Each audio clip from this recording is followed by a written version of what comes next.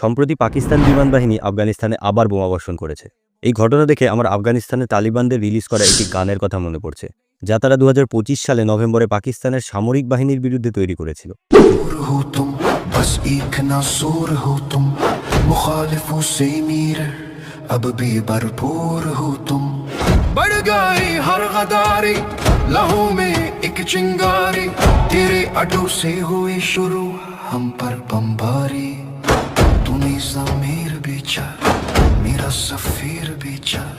যদিও আফগানিস্তানে উর্দু বলা হয় না, তবুও তারা গানটি উর্দুতেই তৈরি করেছে, যাতে পাকিস্তানের জনগণ, সরকার এবং সেনাবাহিনী তা বুঝতে পারে।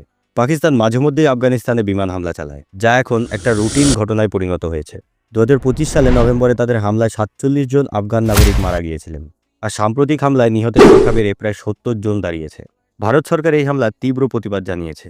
বিশেষ করে পবিত্র রমজান মাসে নারী ও শিশুদের উপর এইরকম আক্রমণ ভারত অত্যন্ত ছোটলোকি ব্যবহার বলে জানিয়েছে। ভারত স্পষ্টভাবে জানিয়েছে যে তারা আফগানিস্তানের স্বাধীনতা এবং আঞ্চলিক অখণ্ডতাকে সমর্থন করে। ভারতের মধ্যে পাকিস্তান তাদের আভ্যন্তরীণ ব্যর্থতা ঢাকতেই প্রতিবেশীর ওপরেই হামলা চালাচ্ছে। পাকিস্তানের দাবি তারা জঙ্গিদের লক্ষ্য করে আফগানিস্তানের পাত্রিকা এবং নানগারহাট প্রদেশে হামলা চালিয়েছে। আফগান প্রতিরক্ষা মন্ত্রক জানিয়েছে পাকিস্তান জঙ্গির নাম করে আফগানিস্তানের ধার্মিক স্কুল এবং সাধারণ মানুষের ঘরবাড়িতে বোমা ফেলেছে। পাকিস্তানের এই হামলার পেছনে একটা বড় কারণ হলো বাগরাম এয়ারবেস, যেটা নাকি আফগানিস্তানে অবস্থিত। এই বাগরাম এয়ারবেস আমেরিকা ফিরে পেতে চায়।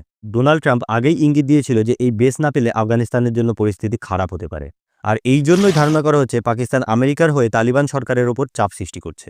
ক্রমাগত হামলার মাধ্যমে তারা তালিবানকে আলোচনার টেবিলে আনতে চায়, যাতে আফগানিস্তানের ওপর লাগা স্যাংশন তোলার বিনিময়ে এই এয়ারবেসটি আবার আমেরিকার হাতে তুলে দেওয়া হয়। সামনের দিনে আফগানিস্তান পাকিস্তানের এই যুদ্ধ নিয়ে আরও কিছু খবর সামনে আসবে।